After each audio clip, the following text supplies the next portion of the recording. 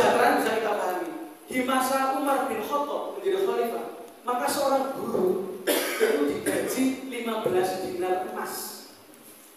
Kalau dirupiahkan dengan 1 gram emas itu 700.000 rupiah, maka senilai dengan 44.625.000 rupiah di masa Umar bin Khattab. Nah, sekarang golongan 4 paling 9 juta, 10 juta masalah sekarang. Sedangkan yang hanya guyu mereka bisa sampai miliar. Apakah itu cukup? Ya, ternyata di masa berikutnya justru naik lagi. Di masa Sulaiman Al-Ayyubi, beliau membayar Syah Najmuddin di sekolah Asobiyah. Berapa bayarnya? 40 dinar emas. 40 dinar emas itu berapa? Kalau 1 gramnya 700.000, maka nilainya 119 juta. 1 bulannya. Ini kesejahteraan, ini kesejahteraan. Belum lagi kemudian kita bisa pahami dari sisi yang lain, keamanan. Ada kasus pada saat di Bani Abbasiyah, yaitu Khalifah Al-Mu'tasimillah tahun 227 Hijriah. Pada saat ada seorang wanita yang ditawan oleh pasukan Romawi, kemudian tawanan wanita ini memanggil, wahai Mu'tasim, di mana engkau? Apa yang dilakukan untuk membebaskan seorang wanita yang ditawan oleh pasukan Romawi? Maka beliau keluarkan pasukan dan persenjataan yang tidak pernah dikeluarkan oleh khalifah sebelumnya. Bahkan beliau kemudian menggiring pasukan itu, memberangkatkan pasukan itu dari Syur'aman Ra'ah, itu tanggal 6 Ramadan 223 Hijriah, dan kemudian mengepung pasukan Romawi di mana wanita tadi dihukum atau disekap.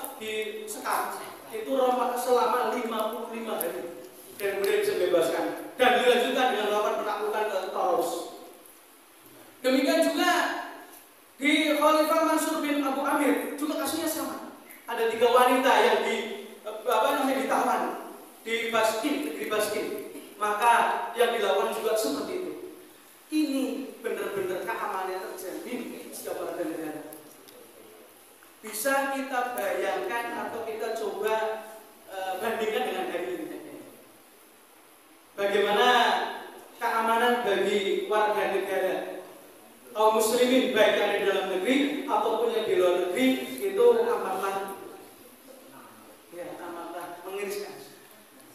Kemudian berikutnya, ternyata Islam yang kedua, Islam telah menguasai hati ratusan bangsa di dunia ini, mulai dari Cina, Indonesia, India, hingga Persia, Sam, Jazirah Arab, Mesir, bahkan sampai Maroko dan Spanyol.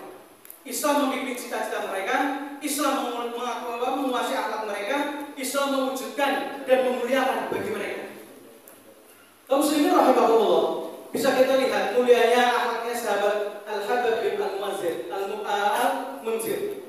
Jadi pada saat Rasulullah mengungkapkan tentang strategi perang yang dilakukan saat perang Badar, kemudian beliau tidak setuju dengan apa yang disampaikan oleh Rasulullah Muhammad SAW. Maka apa yang disampaikan oleh beliau, wahai Rasul, tentang masalah ini apakah berasal dari pendapatmu atau berasal dari wahyu? Saat Rasul mengatakan ini pendapatmu, maka beliau mengungkapkan strateginya seperti ini Rasul. Kemudian apa yang terjadi? Kemudian Rasul menerima apa yang dimasukkan dari Al-Muzir, dan kemudian beliau mengatakan kamu telah menunjukkan kebenaran pendapatnya. Ini suatu akhlak yang luar biasa. Inilah yang dibangun oleh Rasulullah terhadap sahabat.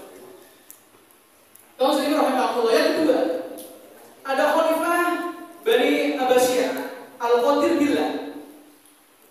Apa yang dia lakukan? Ini menunjukkan kehebatan akhlaknya. Setiap kali dia mendapati sarapan pagi yang disiapkan oleh bawahannya, oleh pekerjanya, maka senantiasa lakukan 2/3 dari sarapannya itu ia berikan kepada orang lain. Dan dia ambil seperti ini saja.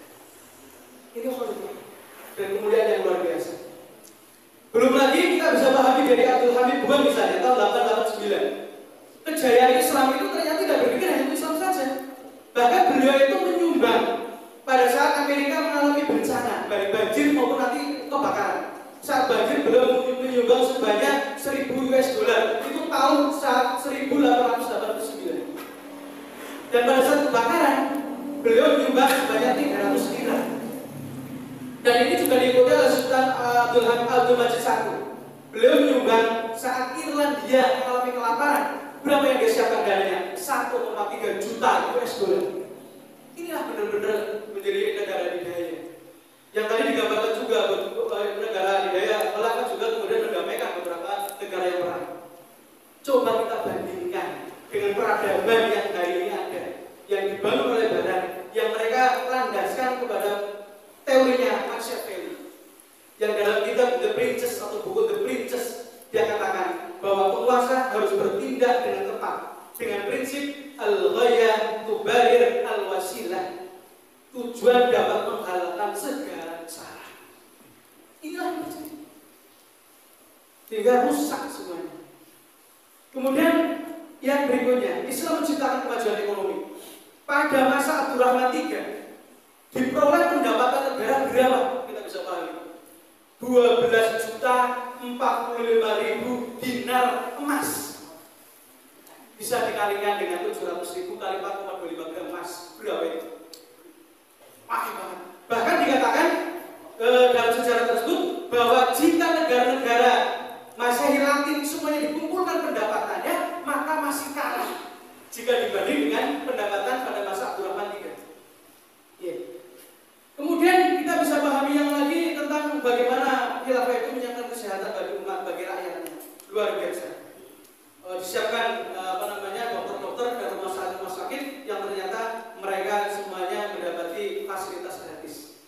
Dan kita pahami kalau kita pernah ke Timur Tengah, ya ini cerita dari orang-orang yang pernah ke Timur Tengah sebelum Irak hancur, sebelum Iran kacau, kemudian sebelum Syam kacau, di sana itu pendidikan gratis. Fasilitasnya juga luar biasa. Sampai hari ini Al-Azhar itu masih menggratiskan sebagian besar mahasiswanya, termasuk yang dari Indonesia. Ini negara yang pernah menginjak kehidupan khilafah. Apalagi kalau benar-benar khilafah tegak kembali, sebagaimana yang dijanjikan oleh Rasulullah SAW. Yang terakhir, dari segi gambaran historis menguasai tentang peradaban Islam di atas tentu wajar. Jika muncul sejumlah pengakuan dari para cendekiawan yang jujur, baik dari dalam pendidikan Islam maupun dari Barat. Tentunya berbeda dengan pandangan dengan orang-orang yang mengidap Islamophobia akut, yang menganggap seolah-olah Islam tidak punya andil di dalam membangun peradaban dunia.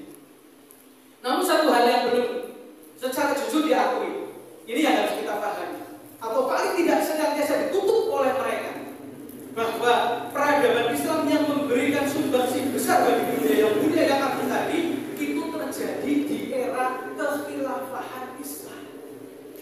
Tidak terjadi pasca hancurnya kekhilafahan Islam. Jadi itu terjadi dibangun di masa Rasulullah, kemudian terjadi di masa khalifah setelahnya. Itulah peradaban mulia, peradaban agung yang dibangun oleh Islam. Dan itu tidak terjadi pasca peradaban khilafah hancur di tengah-tengah kita.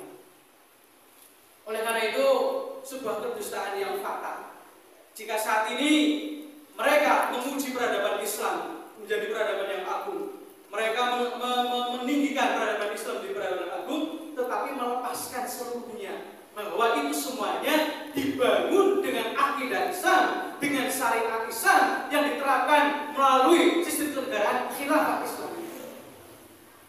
Inilah yang harus kita luruskan, bahwa peradaban agung Islam itu di saat Islam diterapkan secara real, yaitu dengan khilafah.